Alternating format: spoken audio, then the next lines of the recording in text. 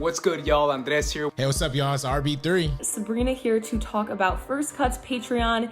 Yes. That's right. Now you get to be a part of the First Cut community, as well as support us individually, RB3, Sabrina, and I, and get access to exclusive content all at the same time. First Cut really began with the meaning of podcast. That started with myself and Andres Cabrera way back in 2017. A little over a year ago, they added me on, and what we really do is just champion diverse voices behind the scenes, in front of the camera. Since we started our YouTube channel, First Cut to House, our podcast, and we've been growing ever since. This time last year, we crossed over 1,000 subscribers on YouTube, and now we're just a few hundred away from hitting 4K. With access to more monetary resources, we're able to hire another editor, we're able to hire more help, and we're just able to promote the show better in general. So let's run down exactly what you would get on the First Cut Patreon. You get access to the First Cut Discord server, and we're really excited to be able to have another platform to engage with you guys, to talk about whatever. We're gonna have so many different channels.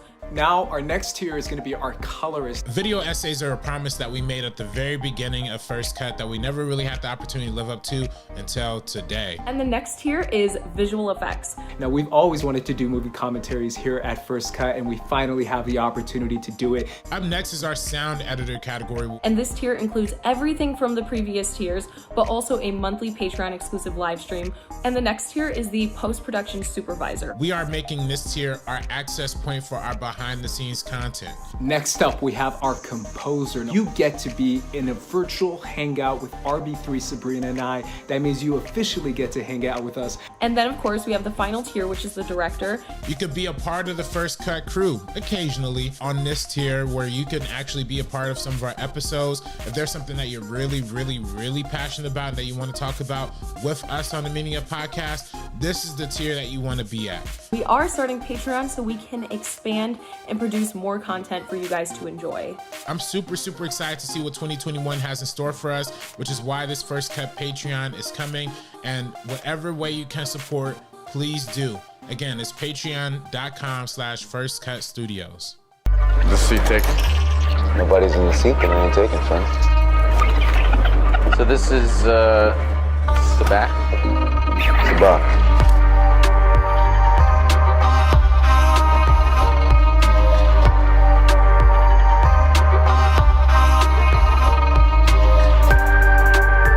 What is up? Welcome back to another year in Star Wars. Sabacc the Block is back. I am here with Emma Fyffe. Hi, Emma. How are you doing? I am hanging in there, Ace. It's been a wild start to 2021. It has. To say the least. There's a lot going on in my life, in the United States of America. So, just making it work. Making it work. And obviously, guys, we're going to get to everything about Star Wars today. There is a lot to get to, lots of news, lots of exciting stuff that's coming up, lots of exciting stuff that was already released last week that everyone went crazy for. Yeah. We're going to get to all that today, starting with Emma. We have to get to the elephant in the room. I mean, this is mainly me addressing the chat, and this is mainly me addressing anyone who's watching. And the actual elephant that's in the room, if you have an elephant in your room. And the actual elephant. We should make, what's another creature that we could do? The bantha in the room? Oh, yeah. Address the... the Wookiee in the room. The Wookiee in the room. Nice sound effects, RB3. The dewback in the room. I don't know. Oh, I kind of like dewback. Yeah, that's I good, can get on board with that. The astromech droid in the room. Exactly.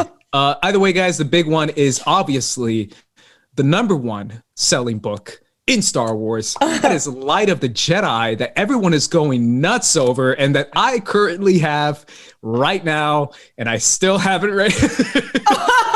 Wait, you haven't, but you have not read it. I haven't. No, I was gonna binge it in a day, and I kept postponing it, and then it came to the day, and I was like, okay, oops. Yeah.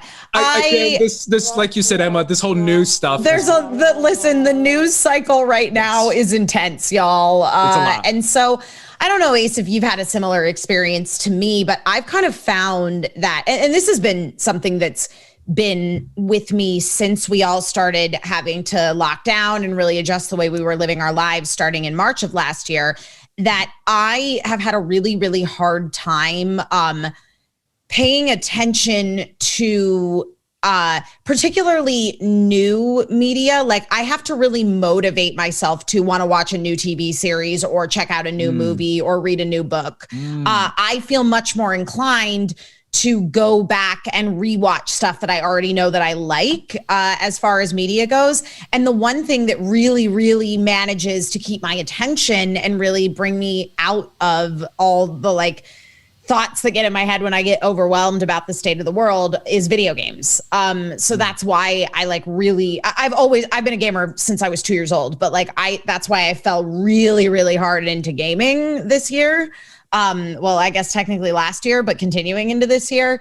So I also have not read Light of the Jedi. I have heard nothing but amazing things about it, and I fully intend to read it at some point, but I really geared myself up to read Name of the Wind, and I started it and I love it so much. And it's a long book and I'm really invested. So I will get to Light of the Jedi. It is just not where my head's at right now. Emma, I am 100% with you. You should see my anime watch list. Yes, exactly. It's insane. It's like 12 animes that I have to watch. Yeah, you're like, I know this is supposed to be good. And then I have my TV section, and then my movie section, which is what I'm trying to get through right now, has been killing me. And I'm over here last night rewatching Buffy the Vampire Slayer. I mean, Ace. Because I love Buffy and it makes me feel choice. Good. Excellent choice. I love that. I love that for you. I'm rewatching Buffy, and it's one of those things where I should be watching these award-winning movies for first cut, but instead I'm just like, you know what? I'm gonna watch Buffy season 3. Yeah. And I have been, and I just got to the finale last night, and it was a lot of fun. Man, I've been wanting to do a Buffy rewatch and also a Xena rewatch because that's great. Heck yeah, Lucy Lawless. Yeah. I'm in the same boat. Obviously, I'm going to read Light of the Jedi. If I'm being honest, guys, I'll 100% get to it this weekend just because I don't really have anything going on this weekend. Yeah. It's not wild card football weekend, and it's not crazy capital stuff that's going on. Maybe even Friday, I'll probably get to it. But I spent a lot of time watching speed runs last week because Awesome Games Done Quick was going on, so I get it. My thing too is like, if I'm being honest, like I'm so heavily invested in basketball this year. I have my fantasy team. Right. I was on a podcast today, and it's 100% therapeutic thing. Don't get started. If we get some donations in here, we could really dive deep into the Houston Rockets trade of James Harden, the 4-team mega trade that is rocking NBA. That someone super chats that as a Star Wars question. $50. We gotta talk about who's the James Harden, and it's NBA talk. Star Wars is done. Exactly. Who's the James Harden of the Star Wars universe? Let's get that in there.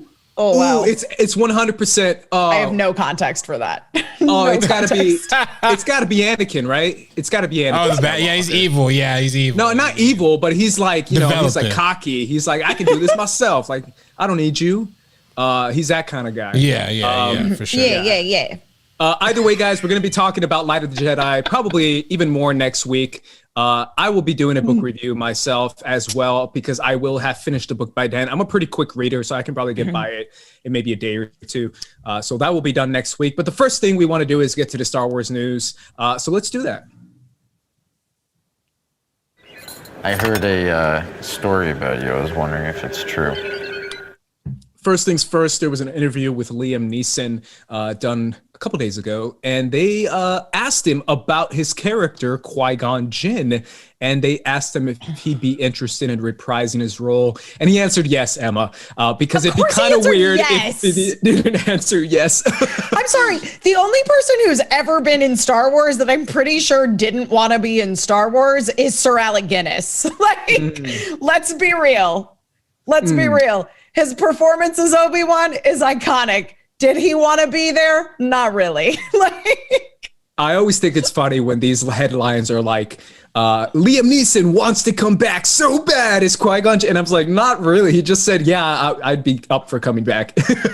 But either way, it opened a lot of questions because he has come back before. I believe in Clone Wars, right? As Qui-Gon. Yes. Or was that Rebels? I might be. Well, the character of Qui-Gon showed up in Clone Wars in varying capacities. I'm not positive Liam Neeson did his voice. I thought he did. I thought that was Liam Neeson. I might be wrong. I mean, obviously the chat will correct us. Yeah, I'm sure that chat is already yelling at us like they did about the spelling of Ahsoka, which happens literally all the time in the lower third. It's no worries. Oh my God. I can't even tell you, like literally anytime you type Ahsoka for whatever reason, autocorrect wants to make it like Ash-Oka instead of Ahsoka. I don't know why. It's not like Ash-Oka is a real word. That sounds kind of cool, though. It sounds like a cool name, too. It sounds like a Pokemon spinoff, you know? Yeah, it sounds like a Digimon character. Yeah. Ashoka. Y'all, Pokemon is 25 years old. That's wild. This is the wild. 25th anniversary of Pokemon Red and Green in Japan. That's crazy. Yep. I grew up with Digimon, and I'm always going to be that Digimon stan, so that's the one I support. But yes, Emma, the idea of Qui-Gon coming back, to me, this is something that makes a lot of sense. What do you think about this? Are you kidding me? Of course I want Qui-Gon to come back. Qui-Gon is like the cool Jedi Master that you want to have because he kind of is a rebel Jedi. You know what I mean? Like he's not really down with the Jedi code all the way. He's like, I feel like they're more like guidelines. So he's the cool Jedi Master that you want. And he was definitely the right Jedi Master for Obi-Wan, who was a lot more like, otherwise a lot more sort of straight and narrow. And I think that a lot of Qui-Gon really like rubbed off on him. And ultimately, like, that's why they had some tension early on in their relationship, which they really explore in Claudia Gray's wonderful novel, Master and Apprentice, about sort of how Qui-Gon and Obi-Wan are not super meshing, and it makes Obi-Wan really doubt himself. And anyway, it's a great book. You should read it. Qui-Gon's a great character. And I would love to see just like snarky Jedi ghost Qui-Gon Jinn like popping up in Obi-Wan's life. I am for it.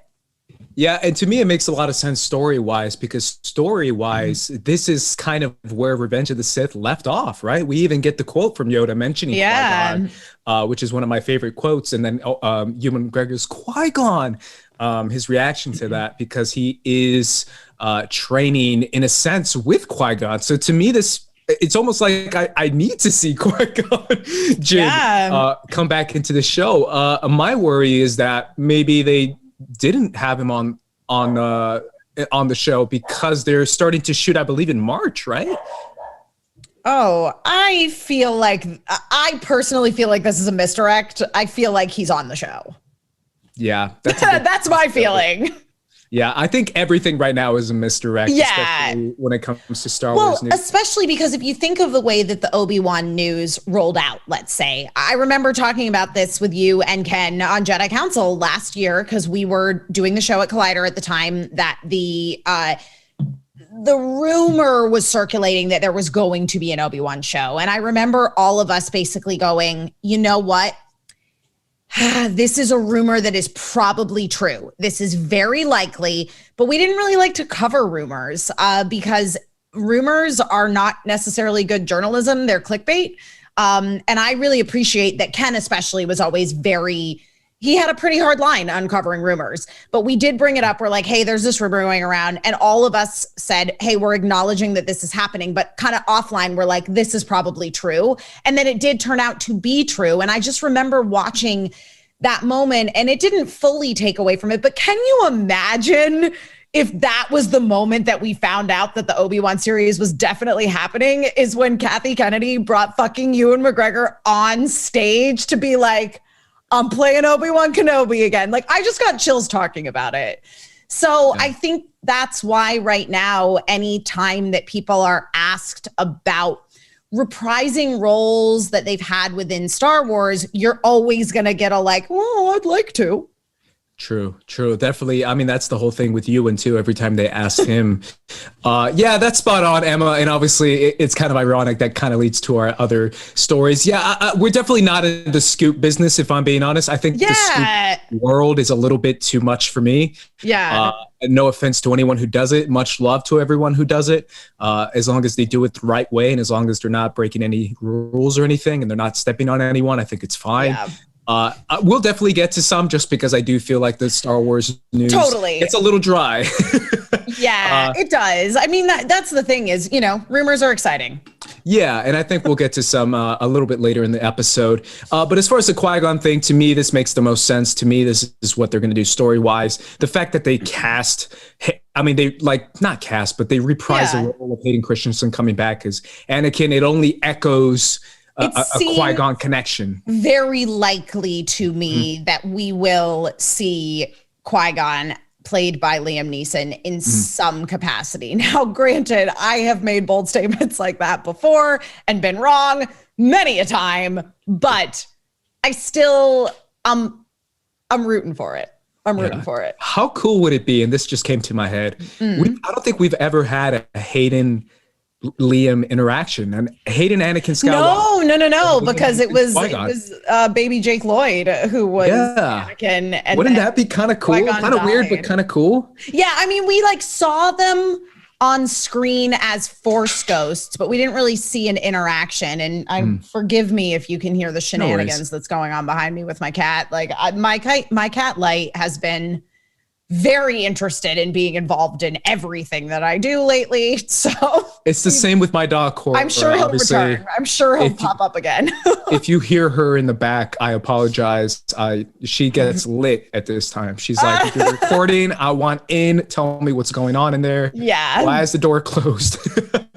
But yes, to me, I think that'd be kind of cool. I mean, I don't know how it would make sense or how it would work story-wise, but we've never seen we can do it. Anakin address Qui-Gon, because to me, Qui-Gon was always the one who always believed in Anakin. Yeah. Like, this is the guy. This is the one. Yeah. What is his reaction? Okay, but this is what I really wanted. I really wanted Force Ghost Luke to just like haunt the shit out of Kylo Ren in episode 9, which didn't happen. So give me Force Ghost Qui-Gon haunting Darth Vader. Yeah. I'm in. Yeah, I could see him doing that in some way, right? Maybe not necessarily like he pops up in the Vader bathroom or something, but I do see him in some way, maybe some misdirect or some sort of confrontation. In a Force Ghost manner, whether it be, I don't know, telepathically or something like that, or whether it be between Qui-Gon and Obi-Wan, as far as, getting Qui-Gon's reaction to Anakin becoming Vader. I think that would be something that's so different and so original that I think it's almost kind of necessary. I would love it. I would love it. I'm so excited for the show. I'm in. Alrighty, guys. Our next bit is our green Psylop, so we can just jump right into the green Psylop. Whoa! If you'd only had this little green Psylop. So our green Psylop is something that I know you're going to be excited to talk about, Emma, because it's Lucasfilm Games officially announced. It's now going to be called Lucasfilm Games. It's all going to be under one umbrella. And the first announcement that they had is an Ubisoft open world Star Wars game. This is announced today. So it's kind of fun that we get to do a Star Wars news show and we're talking about Star Wars news that came out today. Hey, breaking news. Yeah. Pew, pew, pew. Emma, what are your thoughts on this Ubisoft open world, and what are your thoughts on Lucasfilm's games as a whole? Number one, thank freaking goodness that EA does not exclusively hold the Star Wars license anymore. That's my take. Shots fired. EA, shots fired. you done effed up, Aaron, okay? Look, EA had some fine Star Wars games. I enjoyed Jedi Fallen Order. I will say that. I really enjoyed Jedi Fallen Order. Battlefront is fine. The rogue shooter game, not really my style. Star Wars is based in people that love a good story. They love a good story, okay? Like, I get the idea behind Battlefront. They're like, let's fan service the shit out of this and you can friggin' shoot each other or lightsaber each other as every Star Wars character you can ever imagine. Fine. But at the end of the day, people love Star Wars because they love a good story. And what Star Wars needs is a good friggin' like open world action adventure game that's got RPG elements, and Ubisoft has shown that they can definitely provide in this particular realm. Yeah, I'm going to echo a little bit when it comes to the EA portion. So I think RB3 wants to jump in too. But when it comes, let me do my Battlefront 2 spiel, because I am that guy who spent 2.5 years playing just Battlefront 2 every day. I adore Battlefront 2, and I know the issues that it had at launch. 1,000%. A lot of those issues were fixed during the latter half of this last year, for example, when I got to play a lot of Battlefront 2. And Emma, there is nothing more exciting than playing as like Kylo Ren killing Luke Skywalker in a lightsaber battle. Not or my like style of game, man. Or like Rey, facing off against General Grievous. I think it's so fun. It's heroes versus villains, I think is really, really cool.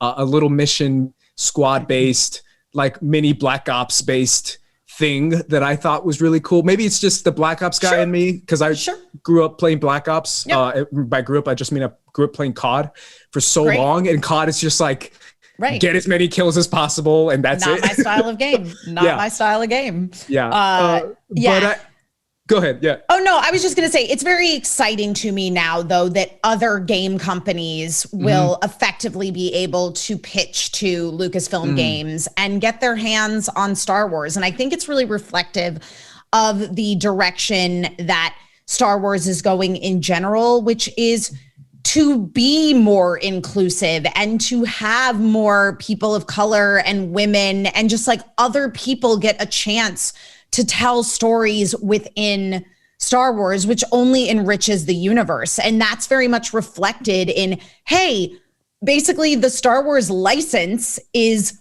open to anyone that can convince Lucasfilm that they should be able to use it. That's a good point. It is definitely a big change, because the whole EA exclusivity to Star Wars is something that a lot of people were not on board for, and I totally get that, because you do have so many great video game companies out there. Go ahead, RB3. No, I mean, also EA is absolute trash. I mean, they haven't done anything right for any games that they put out. Do they have FIFA? Don't they have FIFA? FIFA's wildly successful, sure. But yeah, everything they've done on the Star Wars level has been absolute garbage. Set aside Fallen Order. Jedi Fallen Order, of course. But lightning strikes a bottle every now and then. So they have there are a lot of good concepts, and honestly, I can't say that because I did enjoy the first Battlefront as well, even the hollowed out, super glitchy, malfunctioning version when it first came out, and then I waited for 9 months and then picked it up again, and it was kind of fine, But I feel like they kept making these excuses, and there's more like you have to buy upgrades and additional worlds, and all that kind of stuff really was discouraging for fans, especially for people who were kind of just getting into the Star Wars games for the first time. So I don't know, and also too, I've been advocating for an open world game for a long time, and I thought that's kind of the promise they were going to give us a little bit with Jedi Fallen Order, a little bit, and it was kind of close, but I want to see them. Yeah, it was ish, but I really want to see them.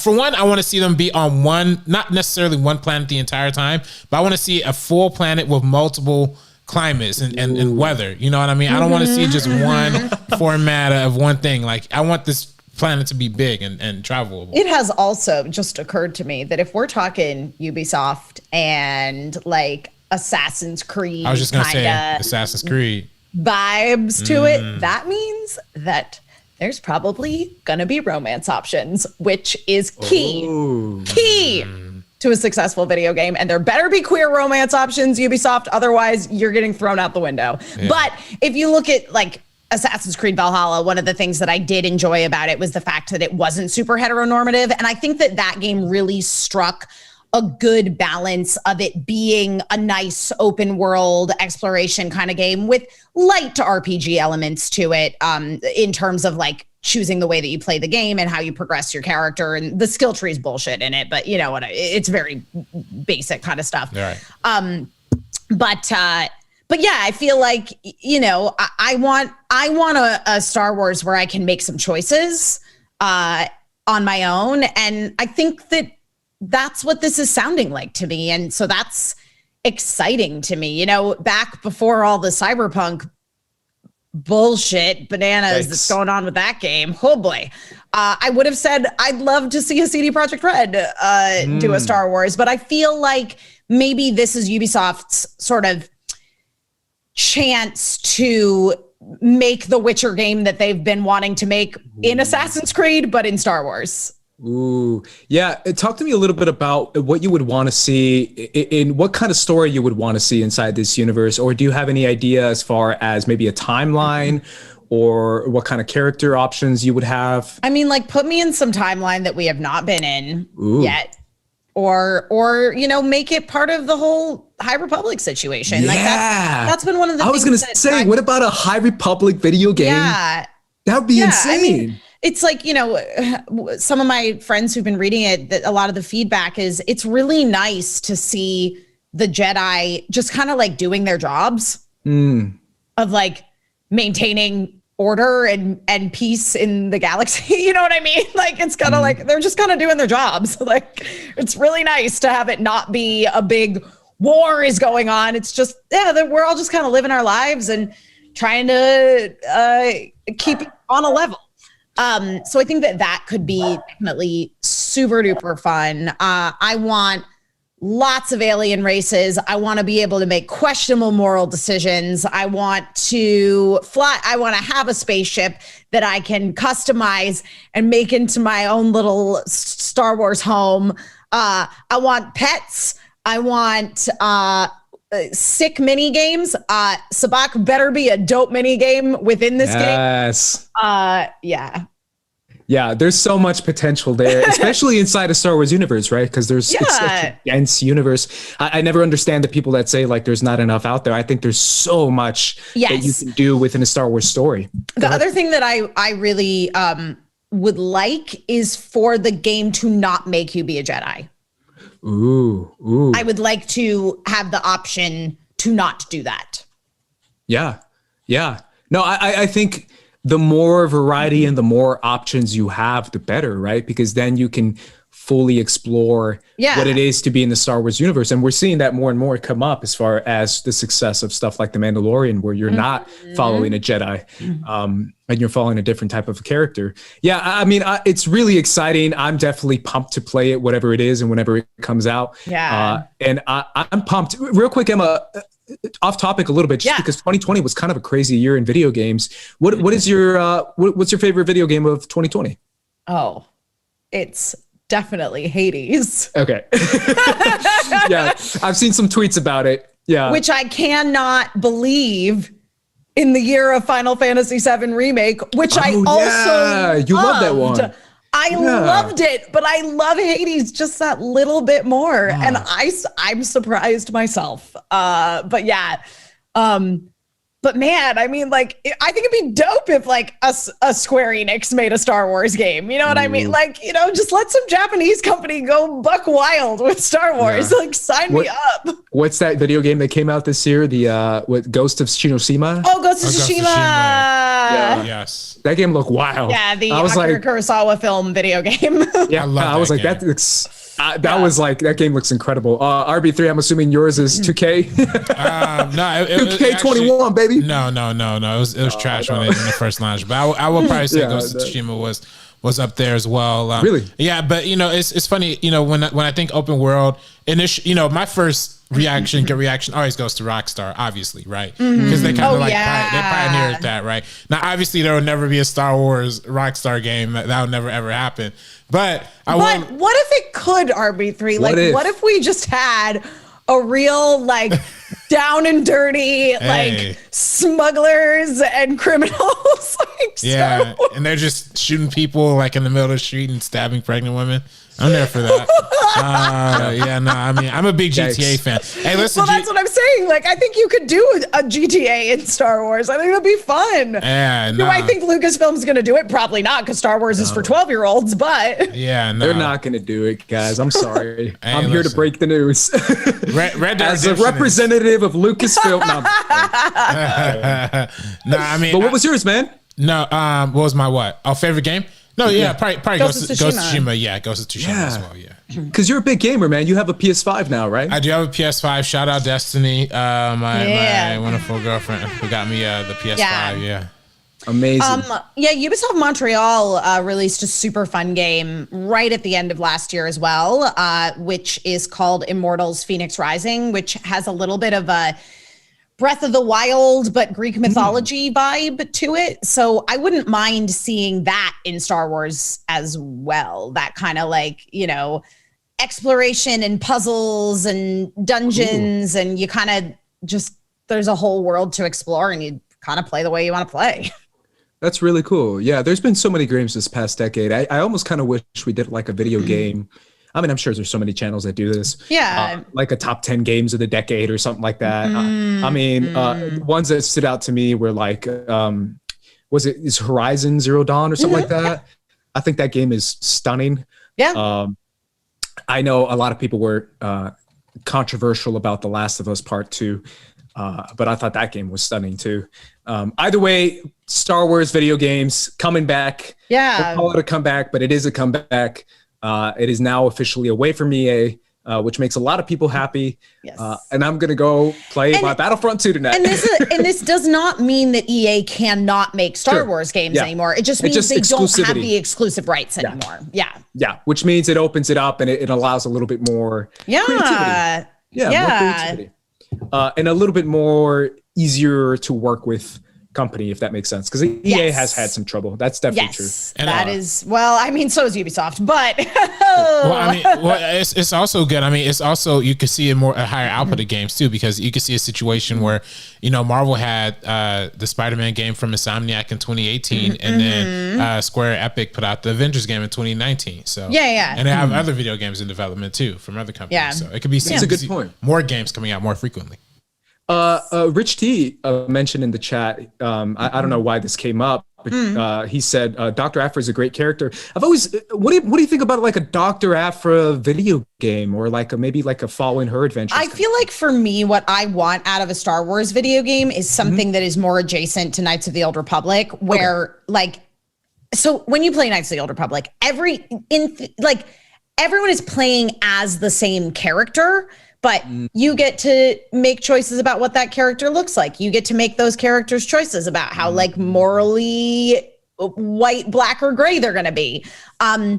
So for me, I would rather play as a new character who you get to, you know, choose their gender identity. You get to choose their hairstyle. You get to choose who they fall in love with. You get to choose if they're like good, bad, or somewhere in between. That being said, I would love to play within a Star Wars video game a Dr. Aphra type character.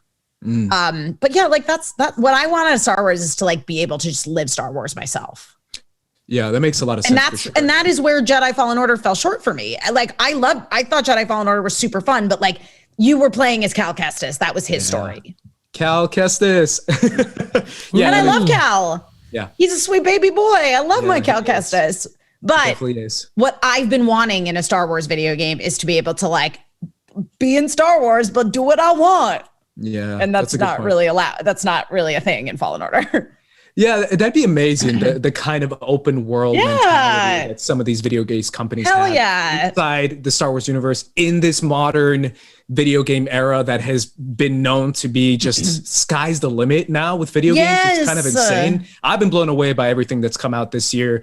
Like RB3 mentioned, the Ghost of Shimoshima, Last of Us Part 2. Like you mentioned Final Fantasy, like that game's insane. Final Fantasy 7 Remake's amazing. And therein again is another situation where that story is 100% linear. Like there are side quests you can do if you want, but you don't have to. I obviously did because I'm like a crazy completionist, but like that's what I want out of my Final Fantasy. In my Final Fantasies, I want like really great character-driven story where it really is just effectively playing to get from point A to point B so that you can activate the next part of the story. That's what I want in a Final Fantasy. In a Star Wars game, again, like, because the first Star Wars game that I loved Masters of Terracasi. It was super fun to just like beat the crap out of each other in a fighting game with various Star Wars characters. Like I love Smash Brothers. So to like, I think if Battlefront was more like Smash Brothers, where it was like fighting game, like everybody in an arena, I'd be more into it. Like a Tekken Star Wars game? 1,000%. You have me. Life away. I would just play that forever. Right. But what I the first Star Wars video game that really, really hooked me in and was like one of the big things that who ended up being my college roommate once I moved off campus for a couple of years, like the thing that like we super bonded over was how much we loved Knights of the Old Republic. And so I have been looking for that in a Star Wars, like a great like story that you feel you are truly influencing through the decisions that you make. Yeah. That makes a lot of sense. And that's what I want in a Star Wars game. It depends on the game, what I want out of it. It's 100% the decision to make as a Star Wars Lucasfilm executive is making that open world game. Absolutely. But like you said, sky's the limit. You can make a fighting game. Like a fighting Star Wars game sounds insane. Be dope. Star Wars Pod Racing Part 2. Dude, if another pod racing game, we need that. Yes. Like the world needs that. Yeah, like just now we have this a recent Star Wars video game, Rogue Squadron, that has been pretty popular, and a lot of people really like flying the X-wings and the Y-wings and all that. So I'm excited for that. I haven't played that one yet. I'm excited for that. Yeah, I downloaded it. But yeah, me too. Like I'm gonna get to it eventually too. It's one of those squad games. up. Yeah, but it's sky's the limit, and it really is a lot of fun to see this announcement. It probably was the biggest announcement coming out of Star Wars, but that's not all. Tis not. We are getting to a little bit of Rumorville, and I don't have a soundbite for this RB3 because I messed up the outline. My bad. But I kind of want to get into this Ahsoka rumor, Emma. So this comes from, I believe it comes from Kessel Run Transmissions, who has been pretty good as far as rumors go, talking about the idea of the plot of the Ahsoka show being centered around the search for Ezra, and also going along with that, having Sabine as the official co-star of that show, which to me is just common sense. We talked about that before too. What do you think of those two rumors that are coming out? I think that this is a rumor that is likely true. Yeah. Especially based on how things were set up within The Mandalorian with Ahsoka clearly knowing on some level that Grand Admiral Thrawn is alive. And I think that it's very likely that it could be a scenario of her asking about Thrawn in hopes of that being a lead to get her to Ezra. In which case, it would make perfect sense of like, oh yeah, Sabine was just on another like you could easily explain Sabine out of the episode of The Mandalorian and into the Ahsoka series. I am still fully convinced that Tia Sakar, who is, the voice of Sabine, is going to be playing that character in live action. Fully convinced. Even though there have not been any particular rumors about it, I'm just convinced she is. Much in the way I feel like there wasn't too much really circulating around Katie Sackhoff returning as Bo-Katan until it was confirmed that she was returning as Bo-Katan. But yeah, again, I think this is a rumor that is very likely. Yes. Yeah. To me, this makes a lot of sense, right? Because all you have to do, this is me going back to my weirdo mode, but all you have to do is connect the dots, right? Kind of like what I said last time, where it's like, if it's about Ahsoka and it's about Thrawn, Ezra, it has to be in the mix somewhere in there, right? Yeah. Also, number two, the idea of Sabine, Emma, is also pretty exciting too, as far as having her as a co-star. Yeah. How do you feel about that, having such a major role to Sabine? Well, I would love that if that is indeed the case. That would definitely, not that I am not interested in the Ahsoka series, I am, but if they confirmed like, hey, it's about Ahsoka and Sabine, even if it wasn't about their search for Ezra, even if it was just about like, it's Ahsoka and Sabine palling around in the galaxy, I'd be like, I'm in. Yeah. Yeah, to me, it makes a lot of sense. And again, it's Sabine. Like, it's Sabine Wren for crying out loud. I love Sabine. Like, she's such a great character. I wrote an article for Geeks of Color a couple months ago talking about the top 10 characters of this modern Star Wars era. I had Sabine in the top 3. I really do feel like she's up there. Yeah, I love Sabine. I think I listed Sabine in my top 3 when we did ranking Star Wars characters. Yeah, we did do that. I think I had like Sabine, Hera, and Leia were my top 3. Hera's in my top 5, so I'm with you. Yeah. I always have Hera in my top 5, and I know people are like, what, Hera? And I'm like, dude, Hera is the best Star Wars character, like one of the best. Oh my God, Hera's the dopest. By far.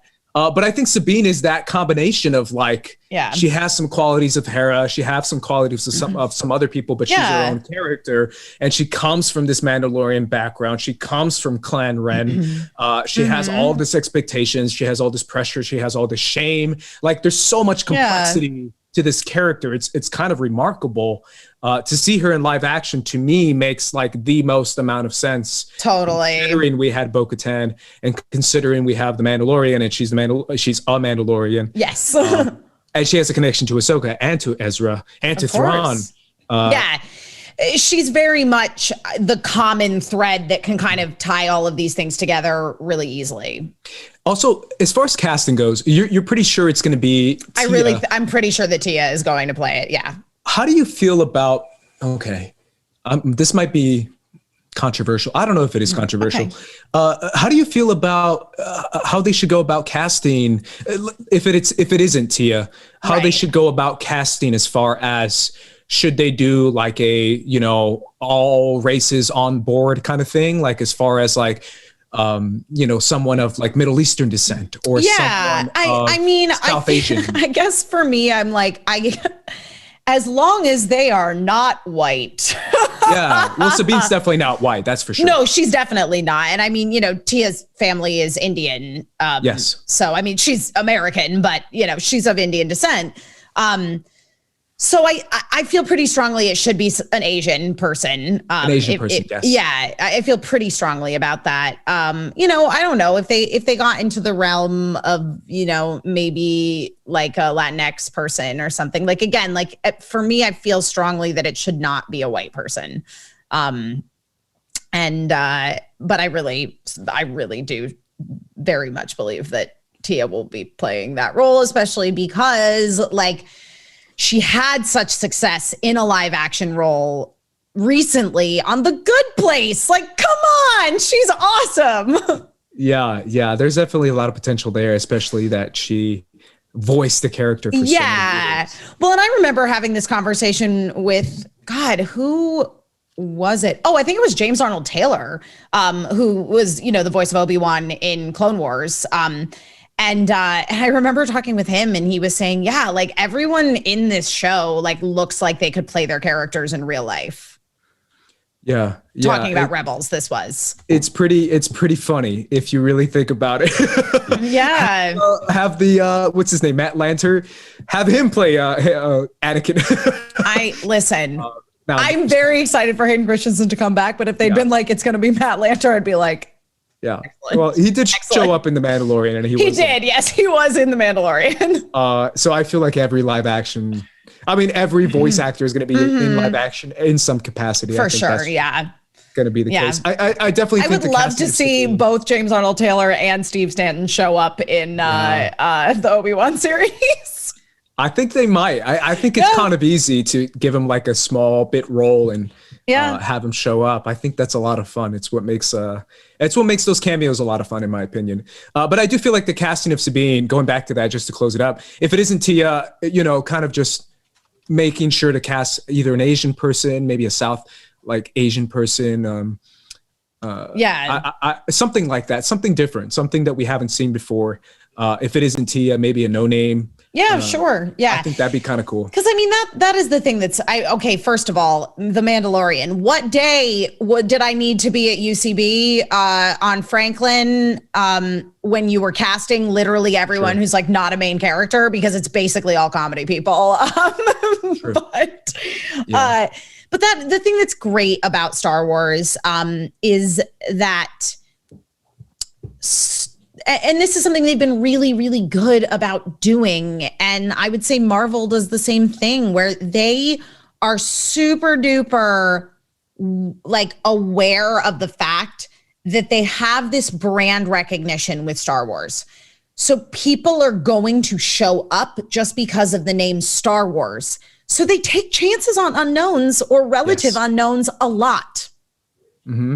And it's worked out pretty much every time, in my opinion.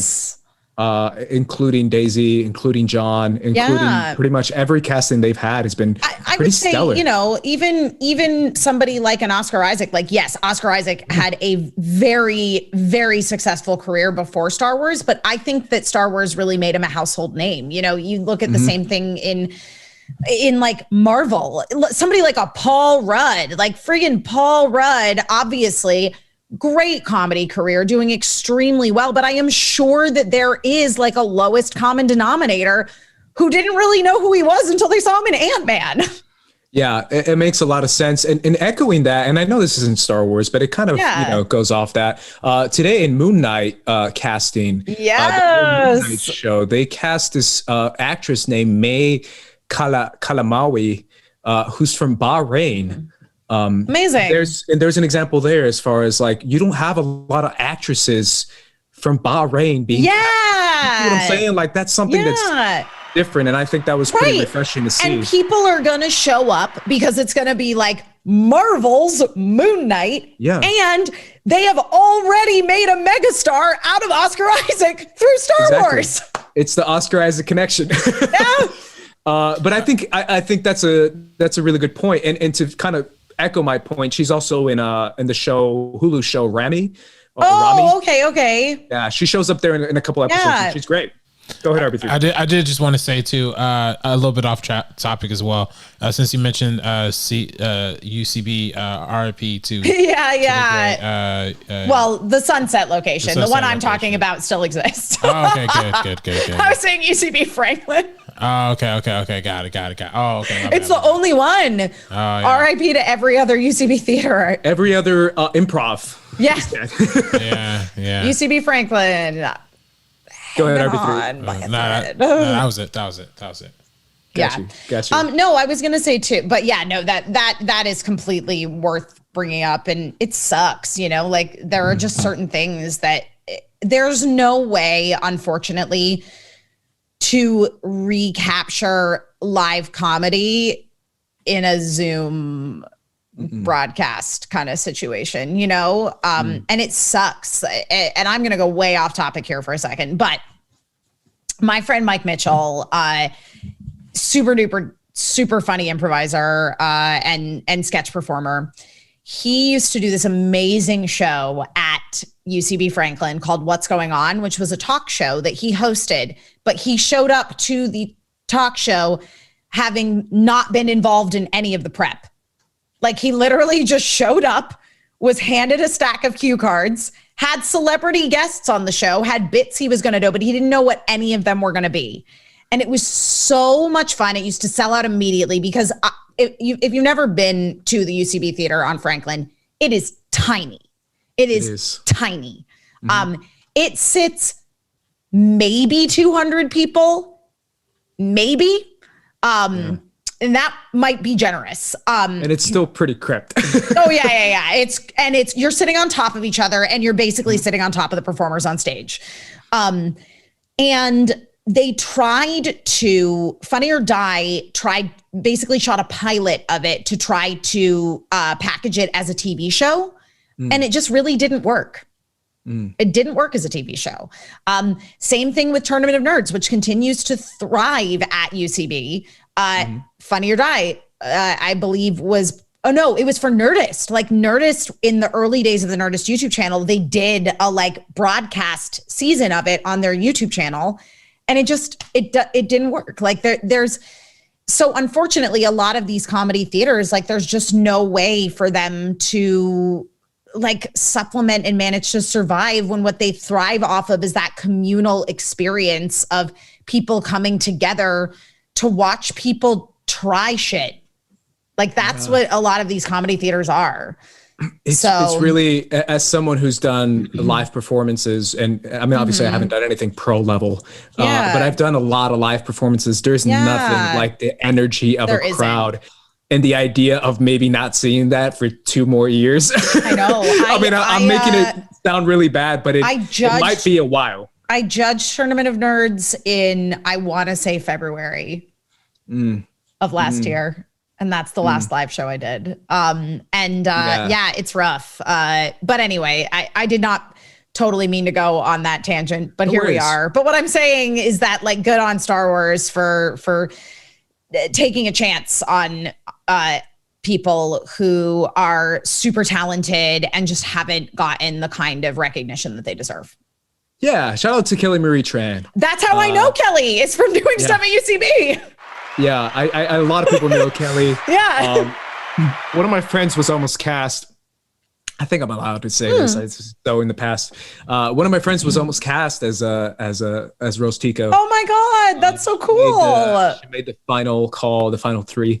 How amazing is that? It's really cool, yeah. And she told me about her experience with Ryan Johnson. And I was like, how is Ryan Johnson? And she's like, the sweetest guy. Literally the coolest person you'll ever meet in your life. Yeah. And then she did the whole fly out to London screen test thing. That's so cool. Which was in London, which is kind of crazy. And then she told me about Kelly, how Kelly got the part and all that. Yeah. So, good for Kelly, man. Good for Kelly. Yeah. Alrighty, guys. That was our episode of Sabacc the Block. Thank you so much for tuning in. Did we miss any Streamlabs or anything, RB3? Actually, let me check. Let me stop the music real quick.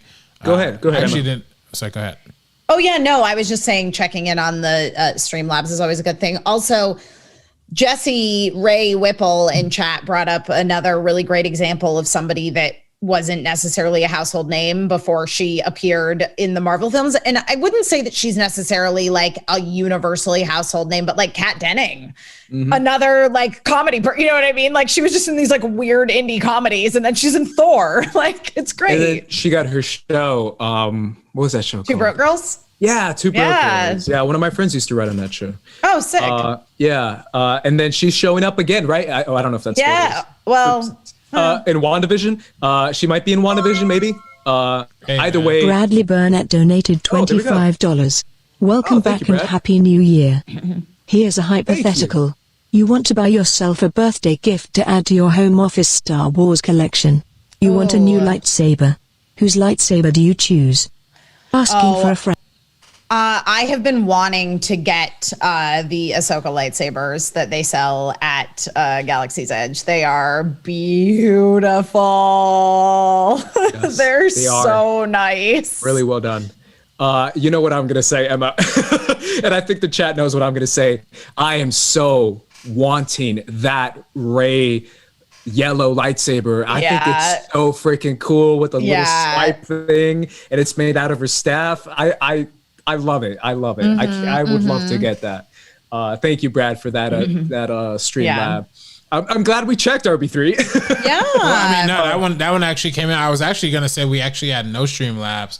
And then it rolled right on in. And then Bradley came in right on time. So thank y'all. Again, if you want to get any last second donations in again, as we're saying goodbye. As we're saying goodbye. Also, y'all have a Patreon now for the first cut. Woo, Yeah, we do. We got a Patreon. Yeah, we do. Yeah. Yeah, so if people want to support our Patreon, that's the primary way to support us. In fact, I think, I don't think we're saying, I don't think we've ever discussed this, Ace, but I think we should do something where if we hit a certain goal on Patreon, we bringing down the donation price to like $5 for the speech thing, right? We should maybe That's a good idea. Maybe we should do that because I feel like a lot of people want to get their message out on the text, and I feel like that's a fun way to do the show. But maybe that's the way we could kind of encourage that. But I'm down, man. Absolutely, let's do that. But yeah, we got Patreon. Support us on Patreon. We got some really great tiers. Our editor tiers, our lowest tier, $3. You could join our Discord. We got some great behind the scenes stuff that we're going to be doing on our various tiers. There's so many tiers. So make sure this is the link at the top of the description. And also you could check out that video that we have. It's pinned to my Twitter account. And if you want to help support our Patreon and not necessarily be a part of it, help share it. Help us get the word out and all that good jazz. Yeah. Is that light? This is Light, yes. Okay. Light. He's really Light. would like some attention. Yes. So here you go, internet. This is Light. Yes. Finally. Fully in frame. When you get mad at Light, do you call him by his full name? No, I call him Laito all the time, like in Japanese. Yeah. Okay. Laito. Got you. He's so mad. He's so mad. Yeah, he's like, what are you doing? I love This you. is my time. Yes, thank you guys so much for joining Yes. us. And yeah, to your point, obviously, Kat Dennings, a lot of people don't like her performance in Thor, but I still always get a kick out of Okay. a lot of people. That's not a hot take. That's a lot of Wow. people. What? coming. Oh, come on. I You just remember love this, I right, think Obi? yeah, no, I know. I just like Kat Dennings so much as a performer. Yeah. So Yeah. I thought it was funny, and I still always laugh every time she says Mew Mew. Mew Mew? Yeah. Instead of Mjolnir. I think that's a little funny thing that every time I call it Mew Mew too, no one gets that, but it's literally in the movie. yeah, it's literally in the movie. Yeah. Okay. All right. I- All right. Either way. I think a lot of people didn't like her in Thor too. I think that was also a big. That might have been it. I think a lot of people just didn't like Thor too. That's a good point too. Yeah. That's a little unfair. Either way, guys, check out WandaVision coming out, and Kat Dennings. I'm sure she'll be great in WandaVision. I'm sure it'll be fun. Either way, Emma, where can everyone find you and find Mike? Well, if I'm not being murdered by my cat, you can find me all over the internet at my name, Emma Fyffe. Hold on, he's tangled in my headphones. There we go. All right, I'm free. Yeah, so I'm at Emma Fyffe, Twitter, Instagram, Twitch. Tomorrow night, I will be starting my Thursday streams. Hoping to go live around like 6:30, 7 o'clock Pacific time tomorrow night. Thursdays, we will be making cocktails and playing dating sims. So we are. This is the first one I've ever done. Will be tomorrow evening. I'll be starting Code Realize, which is a proper otome game. So it's like a Japanese game for girls. It's gonna be fun. And then also we just relaunched everything with Ben. We kind of broke it into 3 different sort of verticals, if you will. So we've got Venn Plays, we've got Venn Download, and Venn Esports. So you can find me doing videos on Venn Download Monday through Friday. So be sure to check that out. It would be awesome. What was the Venn YouTube channel became Venn Plays. So we are literally a brand new channel. So if you want to go click that and subscribe, that would be awesome. We're covering gaming news daily, and then also doing a series called Your Guide To, where we do quick breakdowns of games and gaming topics that you maybe have heard of but want to know more about, or you don't know anything about and just want a little bit of a primer on, so that if you were to, once it's safe to, go to a dinner party and that particular game or topic came up in conversation, you would feel like you knew it was happening and could contribute. There you go. That sounds like a lot of fun, Emma. Yeah. That's really cool. Go support Emma and go check out all that, especially Thursdays? Thursdays, yes. Thursdays. It's like Thirsty Thursday. Yeah. No, that makes a lot of sense. I love it. Thursdays. Yeah, that'll be my Twitch channel, twitch.tv/EmmaFyffe. So, Yeah. Amazing. Yeah. And also, speaking of which, be sure to check out the First Cut Twitch account. We do have a First Cut Twitch going. It's currently going to be one of our homes of our anime, Attack on Titan show we do every Sunday. that's the best name for an Attack on Titan show, by the way. Attack on Titan, just so good. Salute to Ben Goddard for helping us come up with that. And also, again, First Cut Patreon. Make sure to support. Top link in the description down below. Really helps to support Sabacc the Block, helps to support everything we do on First Cut, and we got good video essays and so much more coming your way. So yeah, be sure to support. And tomorrow we're doing a live stream as well, guys. So be sure to check us out there. There's a lot of movie news. Some stuff about Ray Fisher came out. We definitely want to address that tomorrow.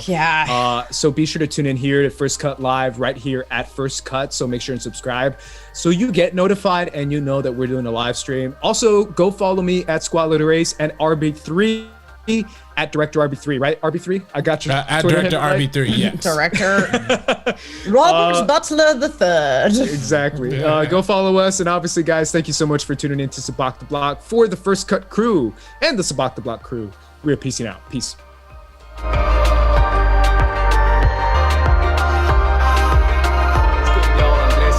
up, y'all? It's RB3.